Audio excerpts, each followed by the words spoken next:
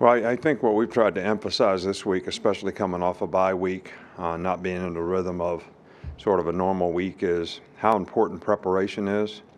I mean, I don't care what you're doing, even if you're cutting down a tree, you may spend 4 or 5 hours preparing to do it, and it takes 10 minutes to cut it down. So, um, the important thing is guys stay focused. We've been good. The players have been good. I've thought the energy and enthusiasm in practice this week has been good. So, they got a lot of good players, and this is going to be a challenging game for us. It's always a tough physical game with these guys. So, we definitely need to, challenge each other. I think that's one of the things that is important on any team, that you have the kind of leadership that challenges each other, and there's more than just one or two people that do that. And you challenge them so they do the right things, and it creates value for them. I don't care if it's off the field, on the field, in the classroom, and I think it's important that we influence and impact people in a positive way so that they have a better chance to be successful. Okay, with that, we'll get things started with Michael Casagrande. Michael? Yeah, how would you define the optimal balance between rushing and passing on offense? I don't know that I really define it. I think you really do what you have to do to move the ball and win the game.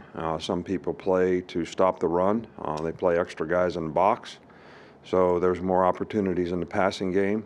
So you don't want to, try to beat your head up against the wall. So you say, okay, we rushed for over 150 yards today. Other teams are more split safety oriented. Give you more opportunities to run it. So maybe in those games you run it for a little more, pass it for a little less.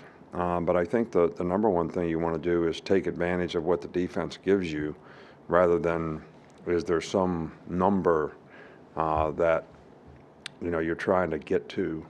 I think it's more important that when you do run it, that we have positive runs, which means we're going to make 4 or 5 yards a carry per average, and not have negative plays, because the design of the plays are well schemed so that we get a hat on a hat and have a chance to be successful. And I think it's the same way when you pass it. It's what's your pass per attempt. That's probably more important than any final number. We'll go to Nick Kelly in Tuscaloosa. You mentioned on Monday that Drew Sanders is going to be practicing this week. How has he progressed the last few days? Oh, he's practiced well. He's been able to practice, hadn't had any issues or problems. They'll do another check on him, at the end of the week, and see what the plan is relative to clearing him, for the game. But we'll just have to wait and see on that. We will go to Charlie Potter next. Charlie? Yeah, hey, Coach. Earlier this week, Phil Mathis used the quote, "You're remembered for what you do in November." He said you guys use that in the building a lot. Obviously, you're not looking ahead to future games, but how important is that to get that message across to finish the season out the right way? Yeah, well, this is November, all right, so it's important to start it the right way. Play one play at a time, one game at a time, one quarter at a time, one team at a time, and be able to maintain your ability to stay focused so that you continue to improve as a team. And, from my perspective, I don't want to wear the players out so that our explosive movement and our speed is going in the wrong direction through a long season. So, we want to make sure that, we're sort of going in this direction physically, but keeping the right mental frame of mind, psychological disposition to work and practice. One of the things that has been pretty obvious is the guys that practice well, they end up playing well. And, so because you develop consistency in your habits in what you do every day. And I think that's something that we've really tried to stretch with the players, and I think we've done a better job of practicing the last couple of weeks. We'll go to Mike Rodak. What have you seen from Roydell and Trey Sanders after Jace went down, and what's the latest on Kamar Wheaton's recovery? Kamar Wheaton's still rehabbing. He's not on the field yet. He's got a ways to go. Those guys have done well. They've all done a good job. They've done a good job when they get opportunities in the game. I think their experience is certainly helping their confidence. And, we've been really pleased, with what they've been able to do to this point.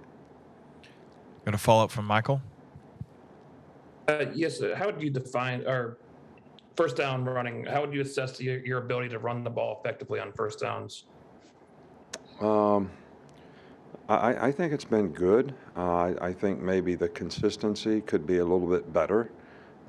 We've had some really good opportunities on first down, and then we've had some where, we get those 0, 1, 2-yard gains. But again, I think it's a combination of getting a hat on a hat, runners pressing holes, so the blockers have a best chance to block them.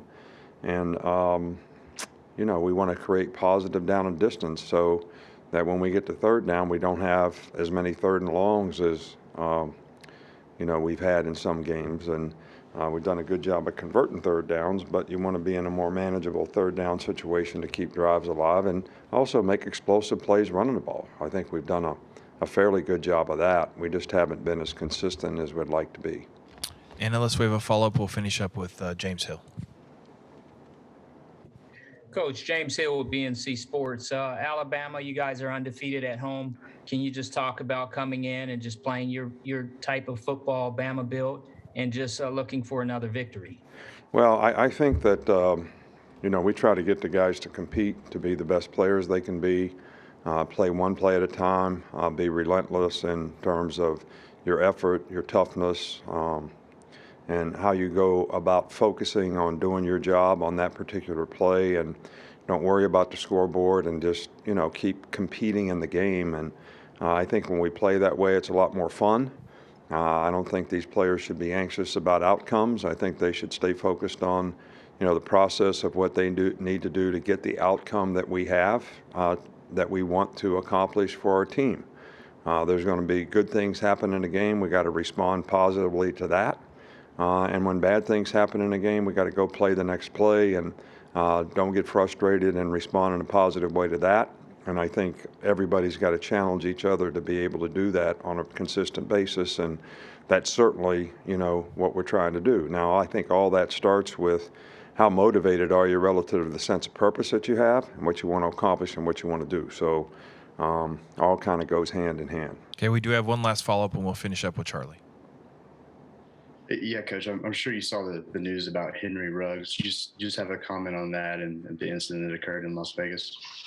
Yeah, well, our thoughts and prayers, certainly go out to all involved in this, tragic situation, especially the victims. Our thoughts and prayers are certainly with them. But our thoughts and prayers are also with Henry, his family. And I think this is something that a lot of folks can learn from.